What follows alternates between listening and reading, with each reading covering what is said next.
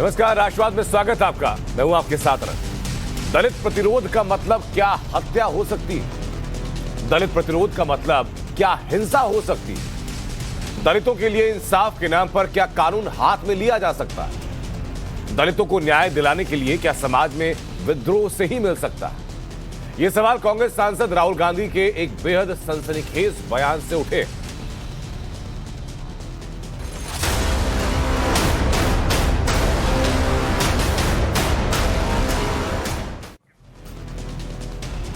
अन्याय के खिलाफ दलितों के रिस्पांस के नाम पर राहुल गांधी का बयान बड़ा हंगामा खड़ा कर सकता है। एक किताब के विमोचन के लिए राहुल गांधी पहुंचे थे और राहुल गांधी ने 2016 के ऊना दलित पिटाई कांड का जिक्र किया। राहुल के मुताबिक इस पिटाई कांड की प्रतिक्रिया में आत्महत्या की कोशिश करने वाले कुछ दलित युवकों से वो अस्पताल में मिले थे। मुलाकात में राहुल ने इन युवकों से कहा कि अगर वो उनकी जगह होते तो आत्महत्या की कोशिश से पहले पिटाई वालों की हत्या कर देते।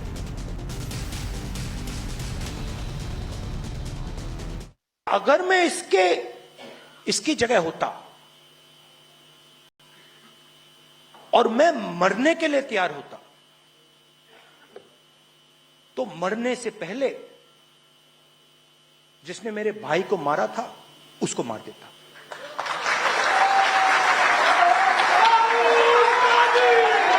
मैंने कहा, मेरे दिमाग में आया कि अगर मेरी बहन को किसी ने बांधकर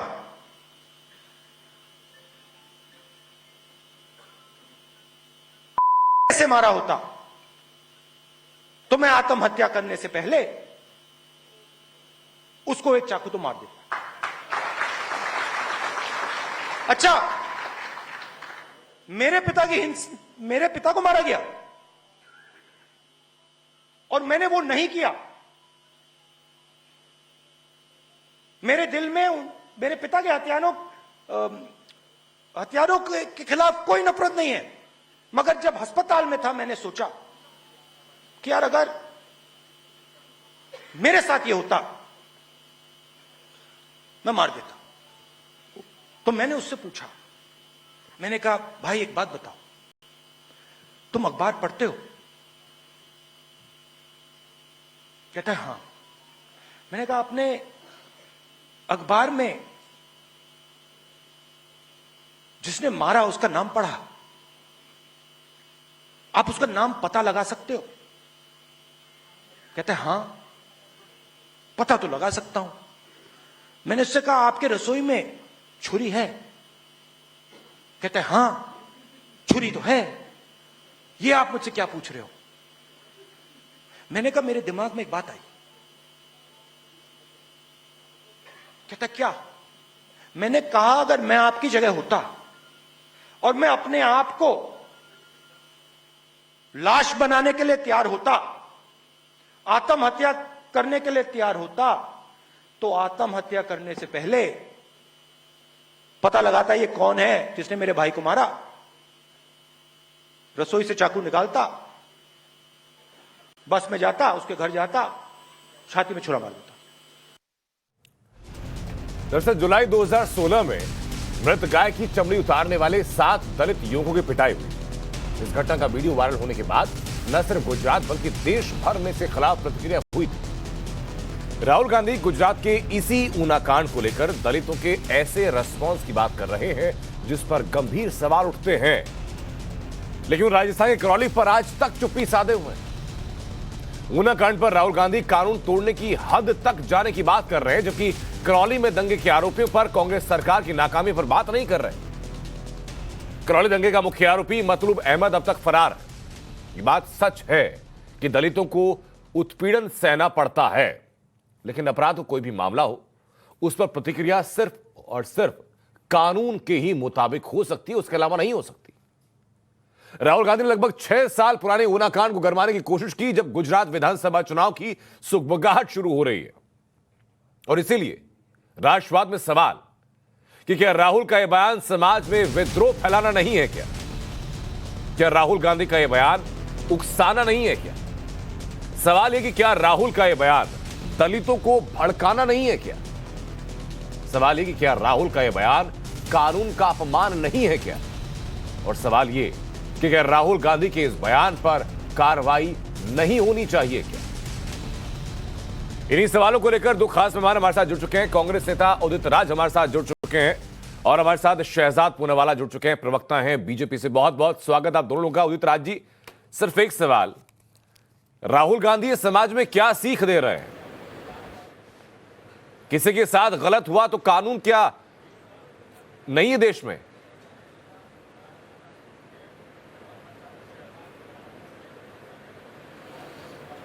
देखिए, ऐसा है कि दी दलित ट्रूथ बुक है रिटन बाय के राजू जी, उसका विमोचन वो कर रहे थे।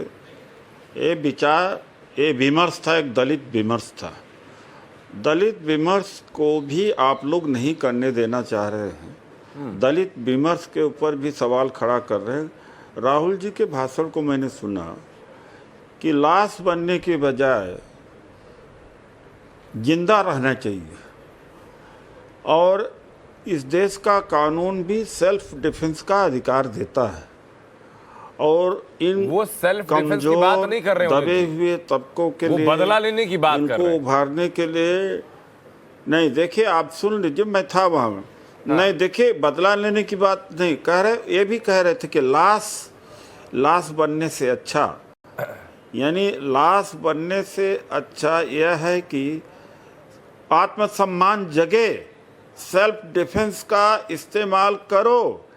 और एक बात है, कोई पॉलिटिकल भाषण नहीं है, एक बौद्धिक चर्चा थी, दलित नहीं। मैं समझ नहीं पा रहा हूं उदित राज जी कि लोगों को ये उकसाना कि आपके साथ गलत हुआ तो रसोई से चाकू लगाकर किसी को घूंप दीजिए, कौन सा विमर्श हो सकता है? आप अपनी बात पूरी कीजिएगा सर, उसके बाद मैं word to word quote unquote Rahul Gandhi ने जो कहा वो दोहरा देता हूं। राहुल गांधी ने उनसे पूछा, उस जो व्यक्ति वहां पर अस्पताल में था, कि भाई क्या आपने अखबार में उस लड़के का नाम पढ़ा, उस व्यक्ति का नाम पढ़ा जिसने ऐसे किया? उसने कहा कि नहीं, मैंने नहीं पढ़ा। राहुल गांधी ने कहा कि नाम पता लगा सकते हो क्या? कि हाँ लगा सकता हूं, लेकिन आप कहना क्या चाह रहे हैं? राहुल गांधी ने कहा कि अगर मैं आपकी जगह होता तो बजाय इसके कि आत्महत्या करने की कोशिश करता, उससे पहले, या लाश बनने की कोशिश करता, उससे पहले मैं जाता, रसोई से चाकू लेकर के आता और चाकू जरूर मार के आता। तो ये सर सेल्फ डिफेंस नहीं है तो कौन सा गलत, नहीं तो कौन सा गलत काम किया है? अगर आप एक कोई, यह नहीं, राहुल जी ने कहा कि ये श्यामलाल है और रामलाल जी को मार दो, ये विमर्श है, ये उत्साहित किया जाता है, साहित्य में भी पढ़ाया जाता है, हर जगह पढ़ाया जाता है। ये तो अप्रिशिएट करना चाहिए, बीजेपी को भी करना चाहिए, सभी को करना चाहिए कि दबे कुछ लेके अंदर एक जान भरने का, जान फूकने का काम कर रहे हैं।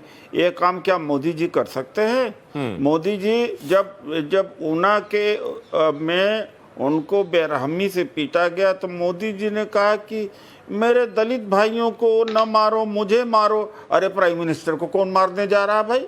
इतनी बड़ी सिक्योरिटी। तो आप देखो कि क्या कितनी पीड़ा है। राहुल जी ने दलितों के लिए कहा, अपने लिए नहीं कहा, एक दलित के लिए कहा। अगर दलित को सेल्फ डिफेंस और दलित में गर्व होना चाहिए, आप सब गर्व होना चाहिए। आप लोग दलितों की बात बिल्कुल गर्व नहीं हो रहा है। राहुल गांधी अगर उदित राज ये कहते कि कानून ने काम नहीं किया, सरकार से सवाल पूछते, प्रशासन से सवाल पूछते, उस वर्ग को उनके कानूनी हक की बात याद दिलाते, तो मुझे जरूर गर्व होता, बजाय इसके कि वो चाकू लेकर हाथ में वापस दौड़ के मारने जाने की बात कर रहे हैं। शहजाद पूनावाला हमारे साथ लगातार बने हुए। शहजाद, क्या ये विमर्श कहा जाएगा, क्या ये सेल्फ डिफेंस कहा जाएगा जो राहुल गांधी ने कहा और जिसको परिभाषित कर रहे हैं उदित राज? मैंने उदित जी की सारी बातें सुनी, मुझे उम्मीद है कि मुझे भी बोलने का मौका देंगे, बीच में हस्तक्षेप नहीं करेंगे जब तक मेरी बात पूरी ना हो। उदित जी, आपसे एक सवाल है। आम्बेडकर जी ने, बाबा साहेब आम्बेडकर जी ने हमें संविधान दिया। संविधान का एक सबसे बड़ा अहम हिस्सा है कानून का निज़ाम। कानून के निज़ाम के तहत ये कहा जाता है कि अगर कोई अपराध होता भी है तो उस अपराध को फिर हम लोग एक जुडिशियल प्रोसेस, जो बाबा साहेब आम्बेडकर जी ने जिसकी नींव रखी है, उसके तहत हम लोगों को सज़ा दिलवाते हैं।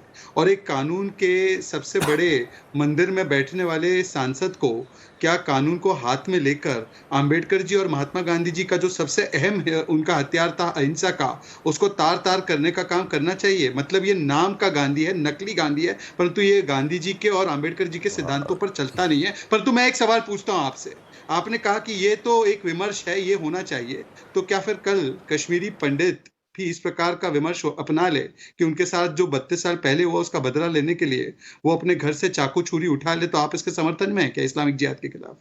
आप बता दीजिए, या उसके लिए आपका पैमाना बदल जाएगा। तीसरी बात, सबसे ज्यादा पता है आपको कहां पर अत्याचार होता है दलितों के खिलाफ? एक से सुन लीजिए, मेरी बात पूरी नहीं हुई, तीसरी बात सुन लीजिए। सबसे ज्यादा अत्याचार राजस्थान में होता है। पिछले 3 वर्षों में रिकॉर्ड अगर अत्याचार हुआ है एससी समुदाय के खिलाफ तो राजस्थान में है। छोटी छोटी बातों के लिए उत्तर प्रदेश पहुंचने वाले राहुल गांधी वहां नहीं पहुंचते जब योगेश जाटव की पीट कर हत्या कर दी जाती है, जब एक बच्चे की पीट कर हत्या कर दी जाती है हनुमानगढ़ में केवल अंबेडकर जी का पोस्टर लगाने के लिए राजस्थान में, जब धौलपुर में दलित महिला का रेप होता है और विधायक वहां पर अपराधी के बचाव में आते हैं, जितेंद्र मेघवाल को मारा जाता है क्योंकि वो मूंछ रखता है राजस्थान में, जब विनोद को मार दिया जाता है, जब अलवर में बलात्कार होता है दलित बच्ची के साथ, वहां पर नहीं पहुंचते राहुल गांधी? क्यों ये सजेशन देने भी नहीं जाते? और वहां पर पेमपुरा में लिंचिंग हो जाती है तब भी नहीं पहुंचते राहुल गांधी। और वहां पर सरकार क्या कहती है पता है? जब दलित महिलाओं के साथ बलात्कार होता है तो अशोक गहलोत की सरकार कहती है कि ये महिलाओं के खिलाफ अपराध के जो मामले वो फेक है। तो मैं बोलिए राजस्थान की महिलाएं उठा ले छुरी चाकू, ये बताइए। और आप लोग अंबेडकर जी की बात ना करें। उदित जी, आप तो एक भले इंसान है, आपको पता है कांग्रेस पार्टी ने तो 2 बार उनको चुनाव हराया था, 1952 और 54 का। अंबेडकर जी को मरणोपरांत कितने वर्षों के बाद भारत रत्न मिला वीपी सिंह की सरकार में। इतने वर्ष उन्होंने अपने आप को तो दे दिया भारत रत्न, पर दूसरों को नहीं दिया। वो व्यक्ति आज दलित ट्रूथ की बात करता है। जो व्यक्ति इस देश में दलितों के खिलाफ हिंसा और अत्याचार का सबसे बड़ा पोस्टर बॉय है, उससे आप दलित विमर्श सुनते हो? मुझे तो लगता है मान्यवर कांशीराम जी सुन रहे होंगे तो वो कह रहे होंगे कि कहां उदित राज जी कहां पहुंच गया। उससे इस मामले को लेकर उदित जी से अब जवाब ले लेता हूं। उदित जी, इस विमर्श को कैसे विमर्श माना जाए मुझे ये बताइए। उसी सभा में राहुल गांधी ये कहते हैं कि उनकी पिता के जो हत्यारे हैं उन हत्यारों को लेकर के उनके जहन में कोई नफरत नहीं है, लेकिन अगले को सिखा रहे हैं कि भाई तुम्हारे साथ ऐसा कुछ हुआ तो चाकू लेकर घोंप दो।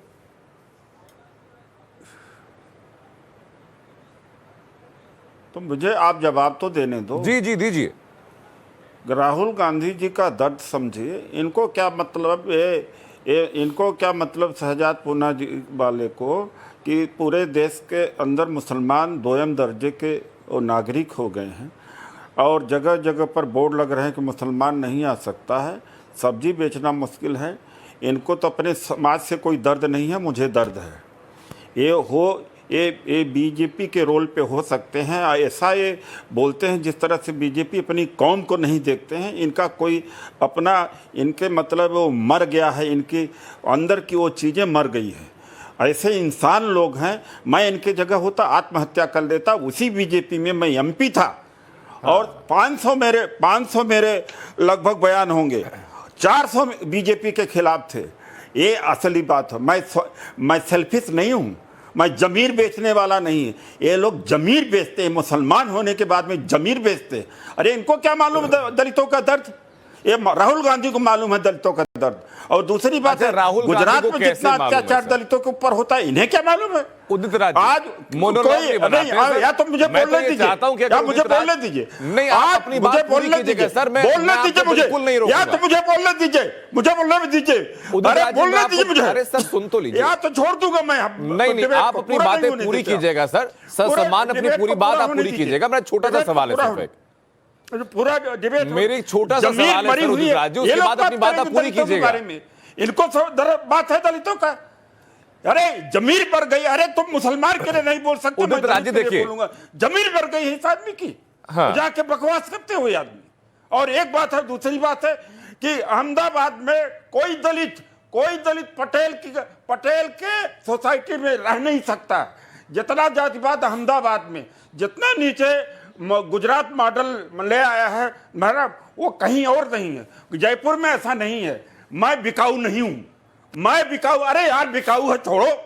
तो अच्छा उदित राज जी, मुझे एक छोटा सा सवाल का जवाब दीजिए। उम्मीद करूंगा कि आप ऑफेंड फील नहीं करेंगे, आपको मैं रोक नहीं रहा हूं। मुझे बताइए सर, 2016 में ऊना की घटना हुई, निंदनीय थी। की बात करते हो कि पूरा मुसलमान इस देश का उदित राज जी दोहरा सर, बीपी बढ़ाने की जरूरत नहीं है, चर्चा को तर्क पर हम लोग रखते हैं। तुम्हारी जमीन है, चर्चा को तर्क पर रखते हैं। मुझे बताइए उत्तराजी, 2016 में घटना हुई, निंदनीय थी, इस बात में कोई शंका नहीं।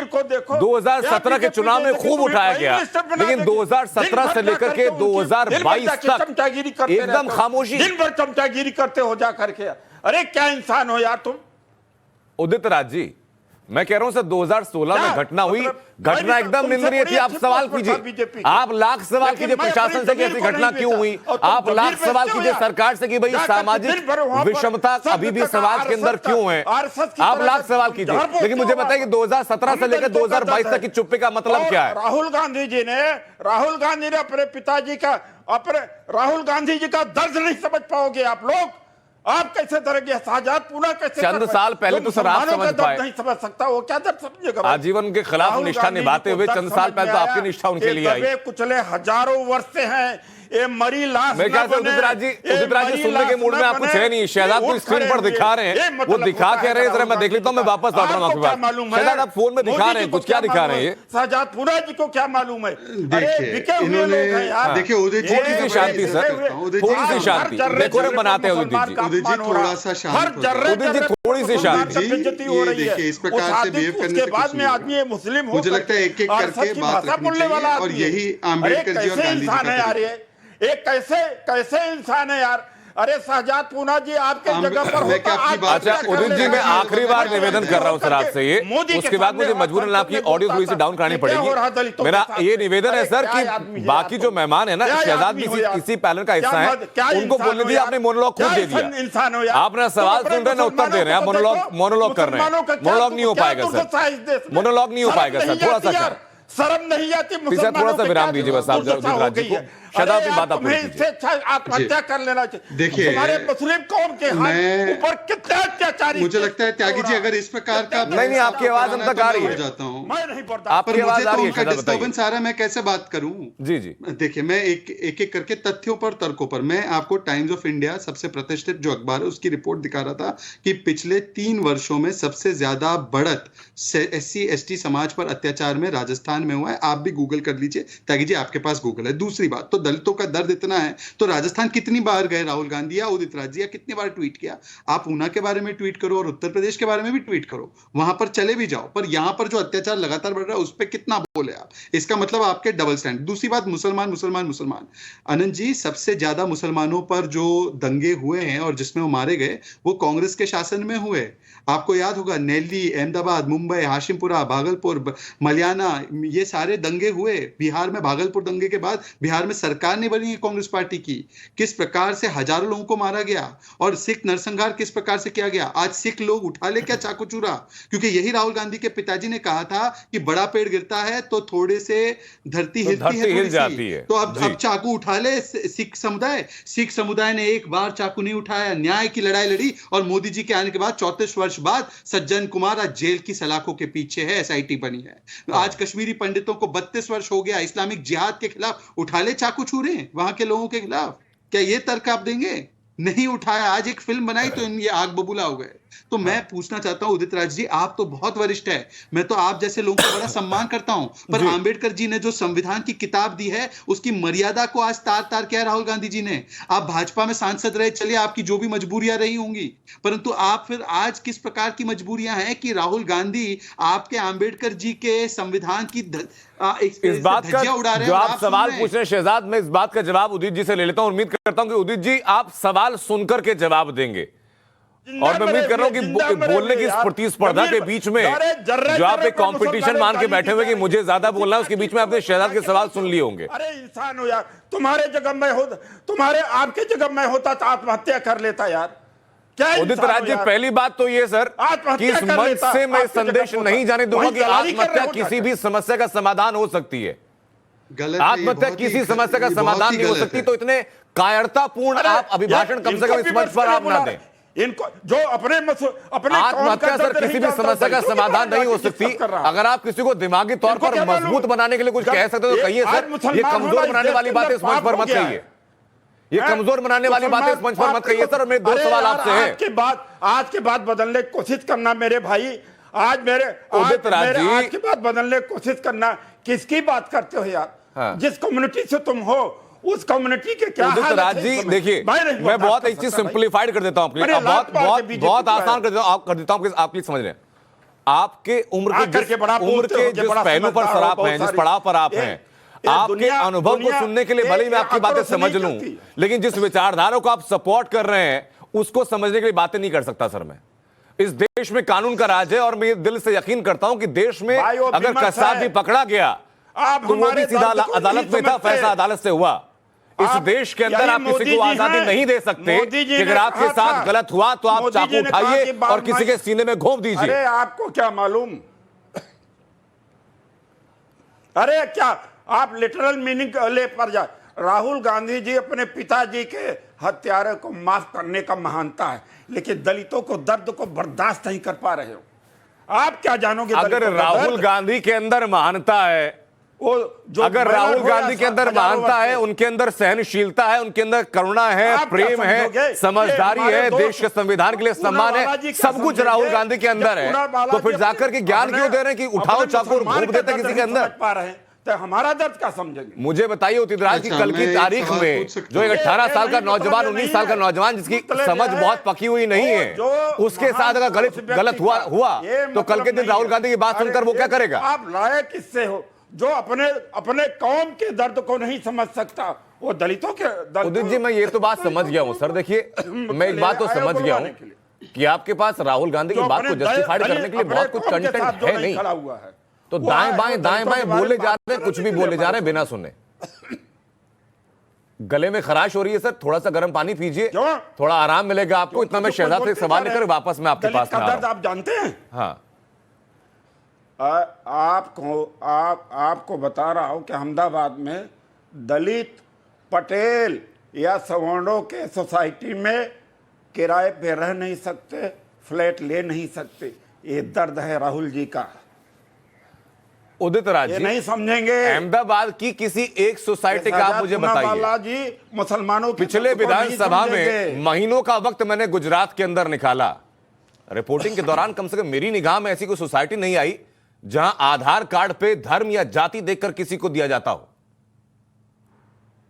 अगर आपके पास ऐसा कुछ होगा ना तो मुझे बताइएगा, और मैं ईमानदारी से दावा करता हूं सर आपके सामने, इसी मंच पर मैं दावा करता हूं कि अगर धर्म के आधार पर किसी को कहीं रहने नहीं दिया जा रहा तो उस बात की रिपोर्ट्स मैं दिखाऊंगा सर। राजनीति छोड़ दूंगा, हाँ राजनीति छोड़ दूंगा अगर ये सच न हो जो मैं बोल रहा हूं। मैं कह रहा हूं सर बिल्कुल सबूत के साथ दे दीजिएगा आप मुझे। अगर ये सच न हो इस मामले को उठाइएगा, छोड़ दूंगा। आप इस मामले को उठाइए उदित राज जी, और मैं आपको सलाह दूंगा एक बात की और, इस बार इस मामले को उठाएगा, सबूत मेरे सामने रखिएगा, हम लोग पुरजोर तरीके से उठाएंगे इसको। धर्म के आधार पर या जाति के आधार पर अगर किसी को कहीं रहने के अधिकार से वंचित किया जा रहा हो और आप सक्षम हैं इस बात को लेकर के कि आप सीधा कोर्ट का दरवाजा खटखटाएं, आप सीधा कोर्ट जाइए, वहां की रिपोर्टिंग भी हम लोग दिखाएंगे ताकि बाकी लोगों की आंखें खोले और कहीं नाइंसाफी ना हो पाए, लेकिन बिना सबूत के मत कहिएगा सर। और मैं आज जिस मुद्दे पर बात कर रहा हूं पहले सिर्फ उसी मुद्दे पर बात कीजिएगा, उसके बाद में आपकी सारी दलीलें, सारी बातें सुनने के लिए तैयार हो जाऊंगा। मेरा छोटा सा सवाल शहजाद आपसे, उसके बाद में उदित जी आपके पास लौट रहा हूं।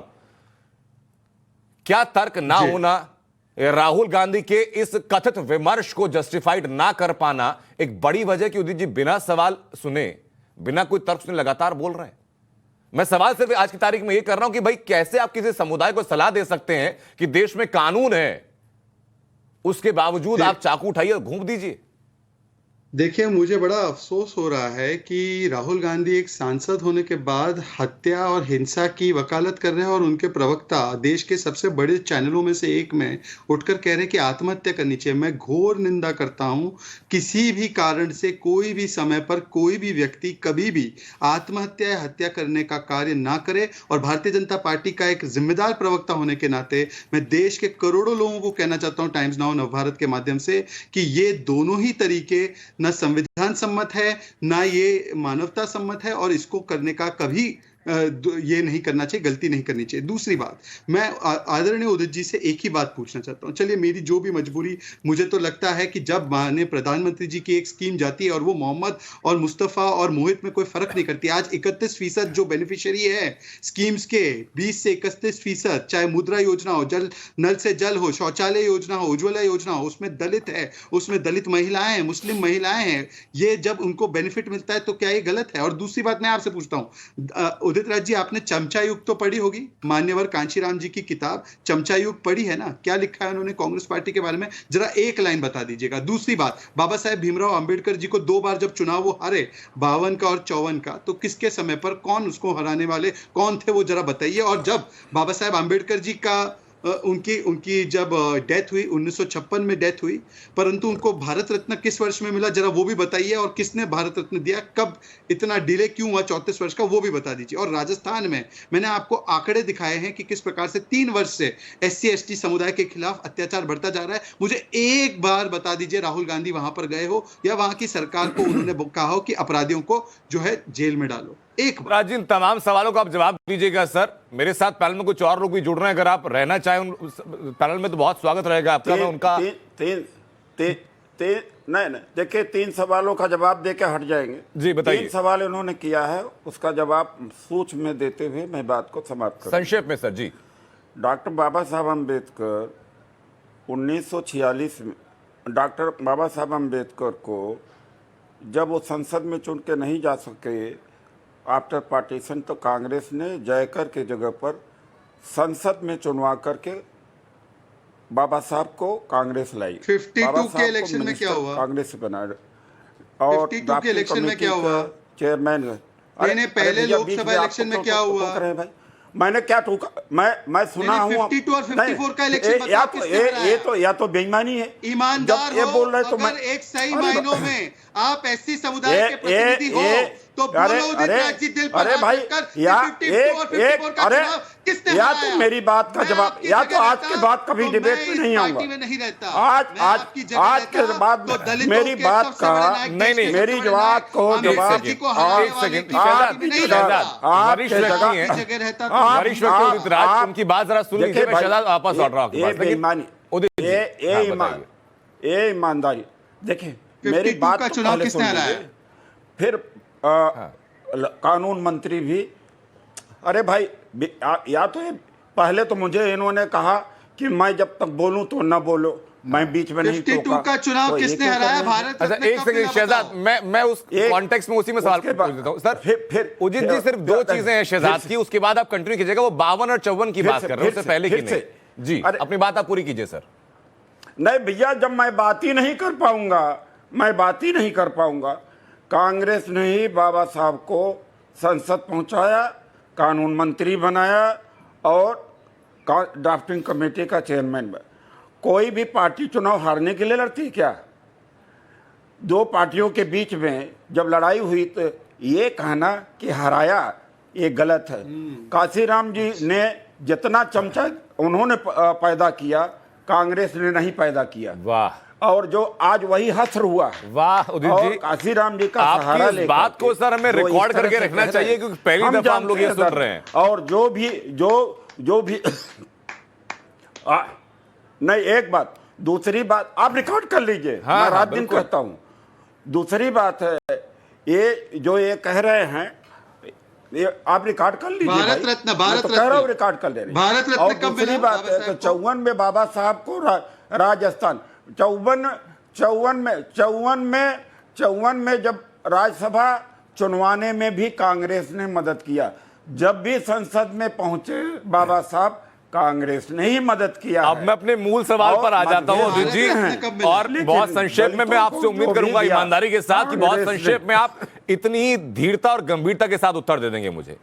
मैं फिर मूल सवाल पर आ जा रहा हूं सर, कि देश में संविधान के रहते हुए, देश में कानून के रहते हुए, क्या उदित राज किसी को सलाह देंगे कि आप बदला लीजिए, उठाइए चाकू, घोंप दीजिए किसी के सीने में? हाँ या ना में जवाब दीजिएगा। उसके बाद मेरे पास बाकी मेहमान और जुड़ रहे हैं। हाँ और ना में नहीं जवाब दिया जाता। अपने आप सलाह देंगे कि नहीं देंगे सर? ऐसे नहीं कहूं कि नहीं मारा तो कहा, ये मत कहिए मैं मूर्ख नहीं हूं। हाँ। मैं मूर्ख नहीं हूं, ये विमर्श है, दलित प्रपख्यान है, ये कविता पाठ है। हाँ। ये कविता पाठ में ये विमर्श उदित जी, फिर जैसा कि शहजाद जो कह रहे हैं ना कि 84 में जो हुआ था, तो सिखों के लिए एक ऐसा विमर्श तैयार कर दीजिएगा कि आपने गलत किया, जो कानून की शरण में आप गए, आपको भी लगातार तलवारें चाकू उठा करके बदला लेना था। आज की तारीख में जो कांग्रेस के नेता जेल में है, उनका हश्र पहले कुछ और हो गया होता। या फिर कश्मीरी पंडितों कश्मीरी हिंदुओं के साथ जो हुआ उनका भी मंच में होना चाहिए था कि वो कलम छोड़ करके तलवार उठा लेते और अपना बदला खुद ले लेते। दलितों के प्रति दर्द नहीं है। हाँ, ये कैसे भी परिभाषित करें सर, परिभाषित होने वाला नहीं है। आप क्या जाने, तीन खास मेहमान जुड़ रहे हैं। उदित जी, मैं लौट रहा हूं आपके पास। बहरहाल आपके पास वक्त की कमी भी, अगर आप बहुत बहुत शुक्रिया आपका उदित जी हमको जुड़ने के लिए। एक सवाल पूछ सकता हूं? कुछ और जुड़ रहे हैं, कुछ और। मैं शहजाद वापस लौट रहा हूं, कुछ और मेहमान भी है। प्रतीक सोम हमारे साथ जुड़ चुके हैं, सुप्रीम कोर्ट के वकील हैं। अजय वर्मा कुछ ही वक्त में हमारे साथ जुड़ेंगे, नेता रहेंगे कांग्रेस के। और हमारे साथ संदीप सिंह जुड़ चुके हैं, दलित चिंतक हैं। शुरुआत संदीप सिंह में इसी विमर्श के साथ आप करूंगा जिसकी दलील उदित राज जी दे रहे थे कि अगर कहीं से भी यह विमर्श सार्थक आपको लगता है कि वो दलित ही नहीं, चाहे किसी भी वर्ग का व्यक्ति होता जिसके साथ नाइंसाफी गलत हुआ, वो हथियार के दम पर अपना बदला खुद पूरा कर ले, बजाय से ही कानून को मौका दे। देखिए, सबसे पहले तो उस पूरे भाषण को सुनने की आपको भी जरूरत है और जो साथी प्रवक्ता बैठे हैं उनको भी जरूरत है। मैंने सुना संदीप जी। हाँ, नहीं आपने सुना तो आप बार बार जो सिर्फ चाकू भोंकने पे अपना जो पूरा एक सटीक उस पे निशाना बनाए हुए हैं, चाकू भोंकने पे। उसके पीछे की संदीप जी वजह है उस तर्क को, राहुल गांधी कांग्रेस का बड़ा चेहरा है और एक सांसद है।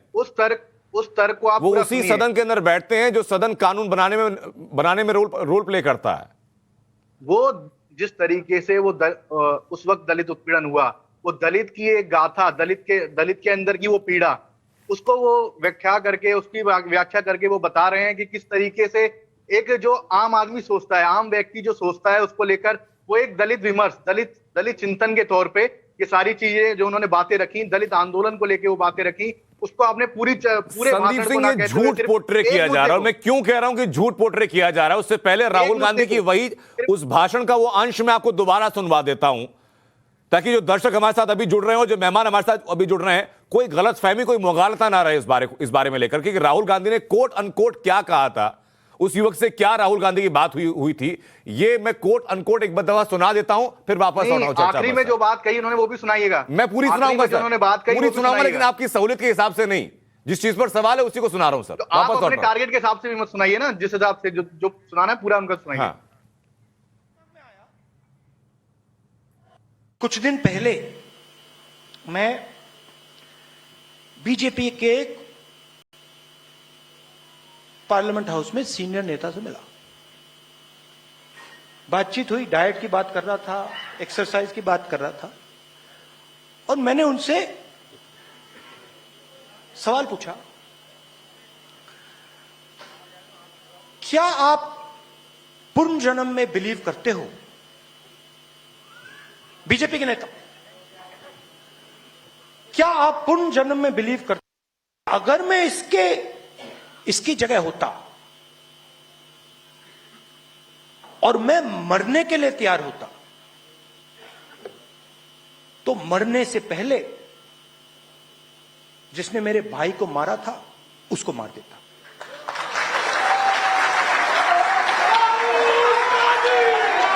मैंने कहा, मेरे दिमाग में आया कि अगर मेरी बहन को किसी ने बांधकर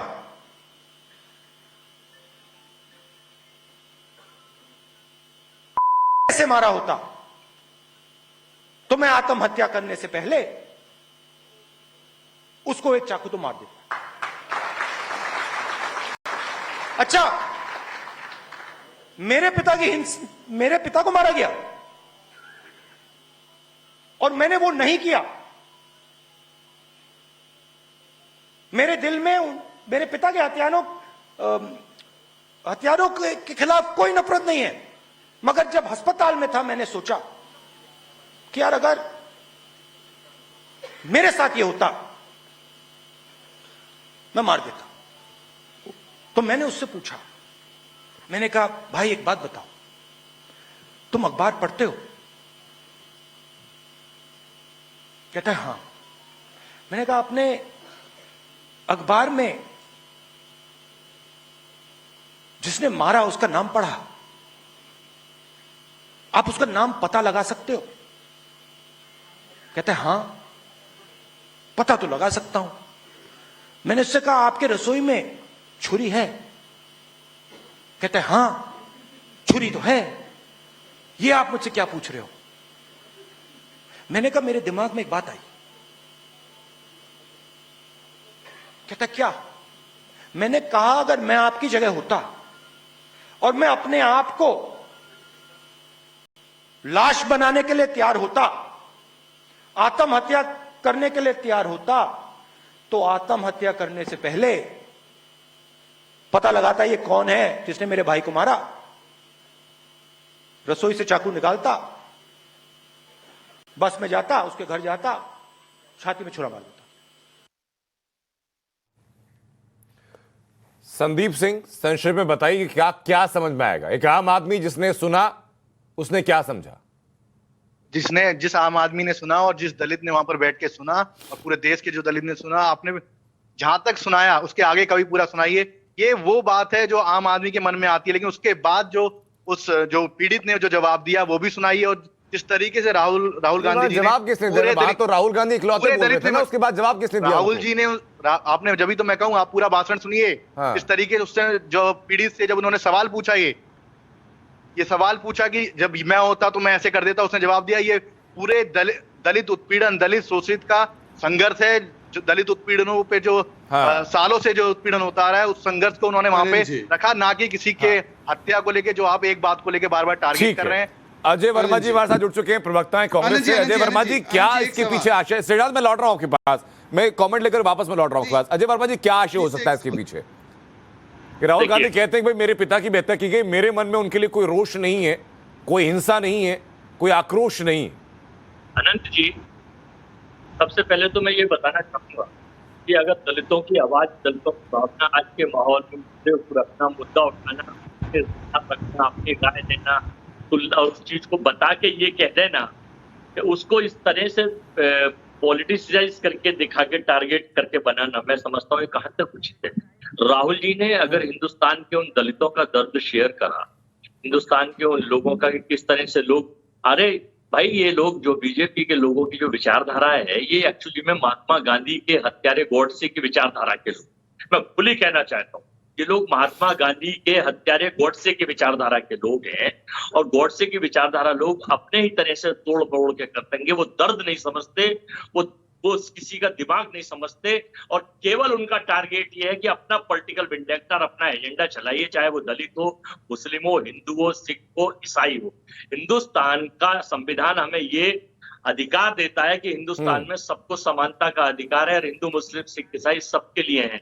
लेकिन पिछले कुछ समय से 2014 से जब से जिले इलाई आए हैं, तब से आपने देखा है कि केवल एक ही टारगेट, एक एजेंडा चुनाव जीतने का चला जा रहा है। देश में ना महंगाई को देखते हैं, ना बेरोजगारी देखते हैं, ना उच्चतम स्तर का देखते हैं, ना व्यापार देखते हैं, ना नौकरी देखते हैं। बस तो अजय वर्मा जी, मैं भी तो यही कह रहा था ना कि गुजरात चुनाव आने वाला है, महंगाई पे राहुल गांधी ने बात की होती, पेट्रोल, डीजल, नींबू से लेकर के हर चीज की बात की होती, इन्फ्लेशन की बात की होती, लोग साथ देते उनका, सवाल पूछते आप उनसे। जी, मैं वही बता, 2016 का मुद्दा जिस पर 17 का चुनाव लड़ा गया, 17 से लेकर 22 तक बिल्कुल खामोशी, और 22 में अचानक से फिर याद आ जाती है। नहीं, हमारे तो देखिए, हर हिंदुस्तान के हर चुनाव में, हर स्टेट में, हर मुद्दों पर हम मुद्दों की बात करते हैं, लेकिन जनता जो चाह रही है उसको उसका इनाम देश की सरकार दे रही है, महंगाई के रूप में दे रही है, जनता को टैक्स के रूप में दे रही है। 1 अप्रैल से किस तरह 1,25,475 करोड़ का जनता के ऊपर भार पड़ा है, किसानों के ऊपर। अगर ये जो बेमनस्ता की चीजें हैं, जो ठीक है सर, आपके मुद्दों को मैं किसी और चर्चा के दौरान जरूर उठाऊंगा सर, जनता की आवाज को हम जरूर उठाएंगे, लेकिन उससे पहले छोटा सा रिएक्शन प्रतीक मैं आपसे जानना चाहूंगा, उसके बाद मैं सीधा चलूंगा शहजाद के पास। प्रतीक, छोटा सा रिएक्शन ये कि क्या ये इंसाइटमेंट माना जाएगा जो राहुल गांधी ने कहा, या नहीं माना जाएगा कानून की निगाह में?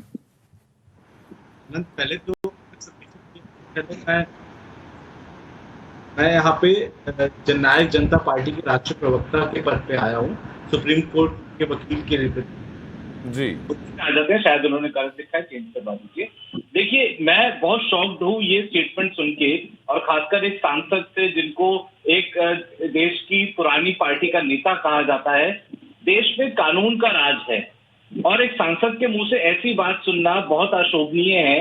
हत्या होने पे हत्या कराने का एडवाइस करना, क्या ये भारत को तालिबान बनाना चाहते हैं?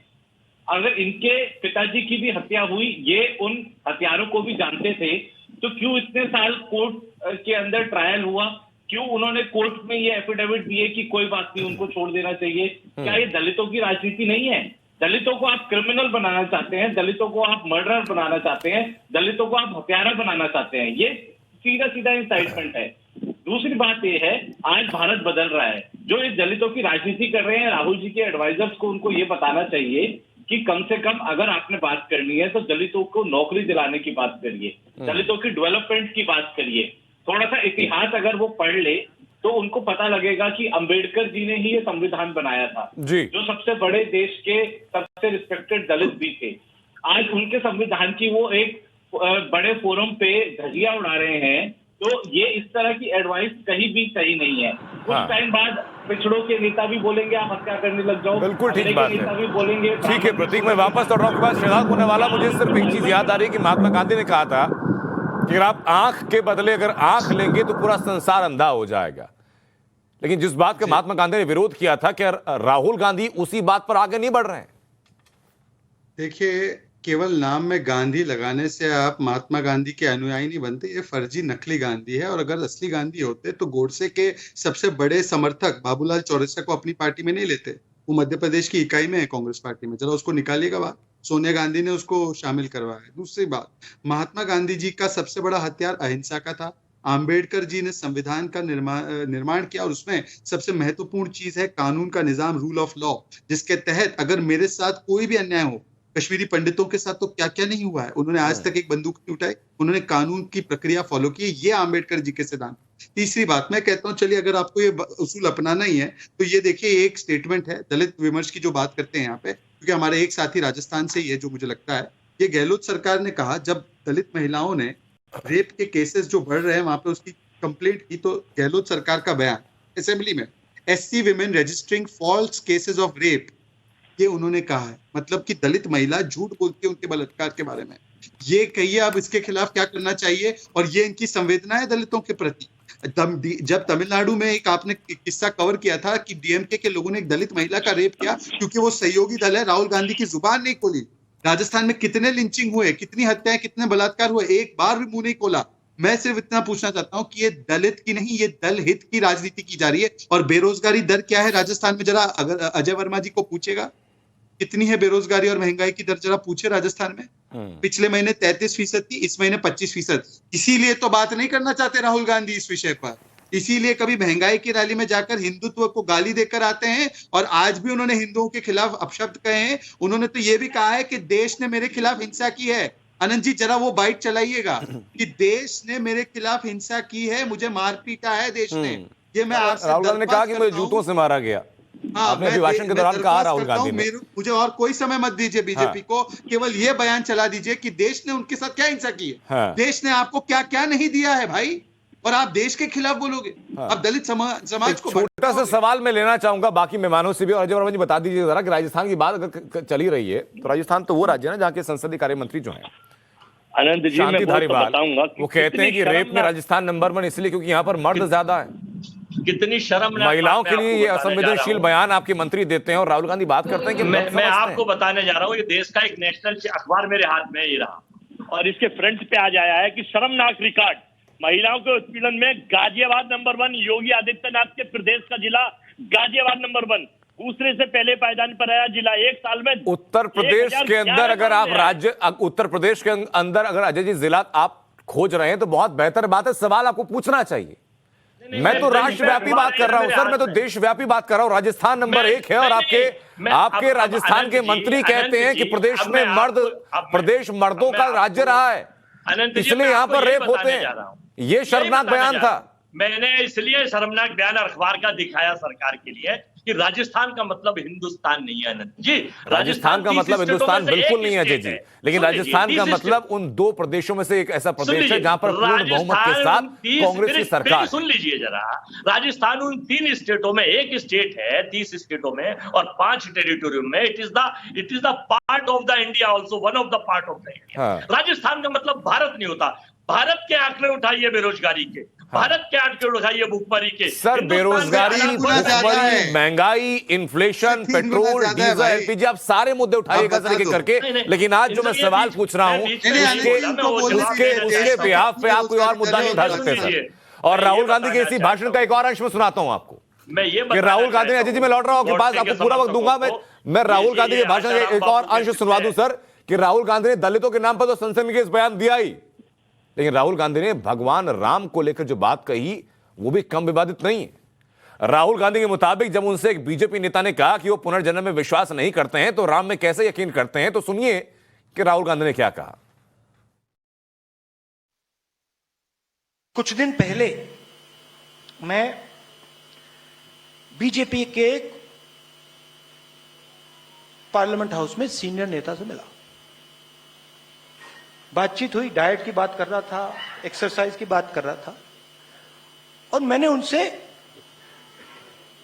सवाल पूछा,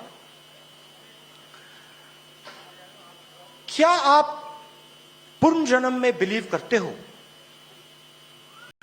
बीजेपी के नेता, क्या आप पुनर्जन्म में बिलीव करते हो? कहता है मैं तो नहीं करता। तो फिर मैंने कहा, अगर आप पुनर्जन्म में बिलीव नहीं करते हो तो फिर आप राम में कैसे बिलीव कर सकते हो? चौंक गया, कहता है बात तो सही है, बाहर किसी को मत बता दियो। अजय जी इसके बारे में क्या कहेंगे बाप? बताने जा रहा हूं, हिंदुस्तान में अनंत जी आप बड़े सम्मानी हैं, कई जगह मिल रहे हैं और सारे लोग, प्रधानमंत्री हैं, हम हैं, आप हैं। राम सबके, देखिए विश्वास एक धारणा, एक पूजा है, ब्रह्मांड और हमारे बीच कोई चीज है।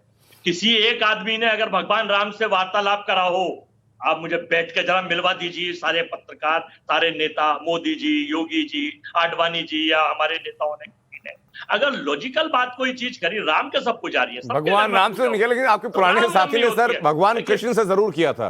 भगवान, सुन लीजिए, किसी ने मुझे आज तक सिवाय अफवाहों के कहीं नहीं है। आस्था और विश्वास जो ब्रह्मांड और पृथ्वी के बीच में एक चीज मानी जाती है, उस विश्वास और आस्था पर देश चलता है, और उस विश्वास और आस्था का ये गॉडसे के समर्थक इतना नुकसान करते हैं इस देश को, और अपना फायदा इतना उठाना चाहते हैं उस आस्था को बेचने का काम करते हैं। भगवान लोगों की आस्थाओं से खेलते हैं, ये मैं नहीं कह रहा, हिंदुस्तान के 60%।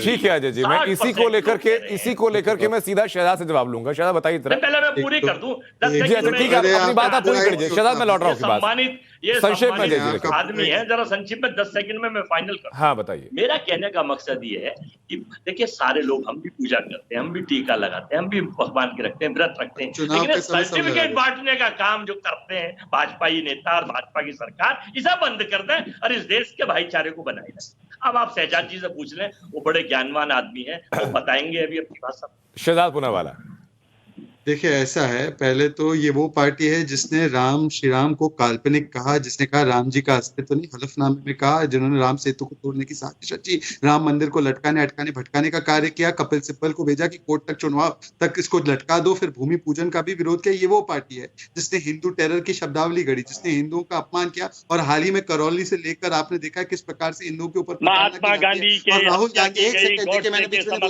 मैंने बीच में नहीं बोला जी एक एक करके बात करेंगे ना, आपने अनइंटरप्टेड बोला सर, आपने बेरोक-टोक बोला अजय जी, तो बाकी मेहमानों को भी आप उतना ही वक्त दीजिए। रोजगार खत्म, मैं आपके पास आऊंगा, आपको पूरा वक्त दिया, आपने दोबारा वक्त मांगा सर, मैंने दोबारा वक्त दिया आपको अजय जी। एक एक करके बात करेंगे अजय जी। बांग्लादेश या श्रीलंका के नागरिक नहीं, एक दूसरे क्रॉस करके नहीं बोलेंगे अजय जी। भारत के रहने वाले अजय वर्मा जी, एक दूसरे के ऊपर नहीं बोलेंगे सर, मजबूरन मुझे फेडर डाउन कराना पड़ेगा, एक दूसरे के ऊपर नहीं बोलेंगे, एक एक करके बात कीजिए। शहजाद देखिए, मैं तो केवल इतना कहना चाहता हूं कि जिनके ये सारी इनका हिंदू विरोध रहा है, हिंदू विरोधी चेहरा रहा है, चुनाव के समय जनेऊ पर कोर्ट पे जनेऊ पहन लेते हैं और ये लेप लगा कर चले जाते हैं, पर अंदरूनी इनका क्या है आप सबको पता है। हम मुस्लिमों की पार्टी है। मैं इनसे केवल 2-3 सवाल पूछना चाहता हूँ। पहले तो इनको ये नहीं पता इनकारनेशन और री इनकारनेशन में फर्क होता है, अवतार और पूर्व जन्म या पुनर्जन्म अलग अलग कॉन्सेप्ट है, इनको यही नहीं पता, क्योंकि ये रोम संस्कृति में ज्यादा पले बढ़े हैं ना, राम संस्कृति के बारे में रोम संस्कृति वाले कैसे जानेंगे। दूसरी बात ये है कि ये गोविंद डोटासरा का बयान है, गोविंद डोटासरा राजस्थान के मुखिया है, उन्होंने कहा कि राहुल गांधी ने हमें बताया है हमारा युद्ध हिंदुओं के खिलाफ है। अब इसका जवाब दे दो, ये क्या बोला उन्होंने, आपको याद है ये बयान? सुना दूं? नहीं, हेलो जी अजय अनंत जी, आप मुझसे कोई चीज पूछ रहे हैं तो मैं आपकी हर चीज को बताने के लिए तैयार हूँ। आप एंकर हैं, आप अनुभवी आदमी हैं, इनके तो किसी झूठ की ये मशीन है, झूठ उगाते हैं, झूठ अगर मैं उगाते इसको हैं, साबित झूठे कर दूं आंकड़े, तो आप इससे झूठे आप आगे के आंकड़े, शो में बयान तो आने से मना कर तोड़ दोगे। मरोड़ के मैं बयानों आपको को प्रूफ कहीं दिखा पेश देता हूँ। कर चलिए दिया मैं जाए, आपको आगे प्रूफ का दिखाता हिस्सा हूँ। पीछे, नहीं मैं प्रूफ पीछे दिखा का देता हूँ हिस्सा आनंद जी, मैं पीछे। प्रूफ दिखा देता हूँ। आपने ये नहीं देखा कि भारत सरकार के एक मंत्री ने, राहुल गांधी तो मिनिस्टर भी नहीं है, भारत सरकार के एक मंत्री ने दिल्ली में कहा था गोली मारो, गोली मारो, मैं तो बयान दिखा देता हूँ। हाँ, और तोड़ दो मस्जिद। आपने सुना था एक संवैधानिक पद पे बैठे मंत्री ने और सांसद ने दिल्ली में क्या बयान दिया था, उस पर आप चर्चा नहीं करेंगे। एक संसद ने और एक मैं बयान सुना रहा हूँ सरकार ने। हाँ, मैं वो बयान सुना रहा हूँ आपको। अच्छा, दोनों बयान सुनाएंगे। शहजाद पुनावाला बयान लेकर के आगे, उसके बाद में सीधा चलूंगा फिर बाकी मेहमानों के पास, और उसके बाद में पहला सवाल रहेगा मेरा संदीप जी, मैं आ रहा हूँ आपके पास। मैं बयान सुना सकता हूं? 10 सेकंड अजय वर्मा जी, 10 सेकंड बस रुकना होगा आपको। शहजाद अपनी जरा बात पूरी कर ले, उसके बाद मैं आ रहा हूँ आपके पास। जी जी, देखिए मैं आपको बयान सुना देता हूं, आप पूरा बयान धैर्य से सुनिए। राहुल जी कह रहे हैं वैसे हिंदू और हिंदुत्ववादियों से हमारा झगड़ा, हिंदू और हिंदुत्ववादियों से हमारा झगड़ा, राहुल जी कह रहे हैं वैसे हिंदू और हिंदुत्ववादियों से हमारा झगड़ा, राहुल जी कह रहे हैं, हिंदू और हिंदुत्ववादियों से है। हिंदुओं से झगड़ा है भाई साहब, इसीलिए तो करौली हुआ, इसीलिए तो कश्मीरी हिंदुओं का नरसंहार हुआ। बहुत संक्षेप में बाकी दो मेहमान जो हमारे पास हैं, संक्षेप में जवाब दे दीजिए। हालांकि अनंत जी, मैं आपको ये बताना चाहता हूँ, अब आप डिबेट में आना बंद करोगे कल से। अरे भाई, आपने मुझे झूठा करार दिया, मैंने आपको सत्यापित करके बताया। अनंत जी, अब इनको आगे से ये डिबेट में नहीं आना चाहिए। नहीं, सम्मानीय व्यक्ति है सर, उनको भी अपना पक्ष रखने का पूरा अधिकार है। नहीं, इनको ये सिवाय तू मुझे झूठा कहा, इन्होंने माफी मांगे। नहीं झूठा बोलने के लिए मेरे पास वक्त कम बचा। शहजाद और अजय जी आपस में ना उलझे सर, वक्त मेरे पास कम बचा है। बाकी मैं रिएक्शन लूंगा, छोटा सा रिएक्शन आपकी तरफ से। देश के गृह मंत्री का कि भारत में 12वीं के पास इंटर करने वाले को यार क्या बयान दे रहे हैं, बचकनी बातें करते हैं शहजाद अनुभवी आदमी। 12वीं के बाद इंटर करने वाले को अजय वर्मा जी, देखिए एक मैं छोटी सी बात में समझाऊं, मैं बताना चाहता हूं कि आज की तारीख में जो वोटर है ना, वो तो समझदार है कि वो समझता है कि स्क्रीन पर बैठकर पार्टी का पक्ष रखना। और हर साल की तरह इस बार हम फिर हाजिर हैं इंडिया इकोनॉमिक कॉन्क्लेव के साथ, एक ऐसा मंच जहां से भारत के आर्थिक एजेंडे की रूपरेखा तैयार की जाती है। इस मंच पर आपको इकोनॉमी, कॉर्पोरेट जगत, शेयर बाजार, राजनीति, कूटनीति के देसी और विदेशी दिग्गजों को सुनने का मौका मिलता है। इस एजेंडे को आगे बढ़ाने के लिए इस वर्ष की थीम है the great Indian democratic dividend.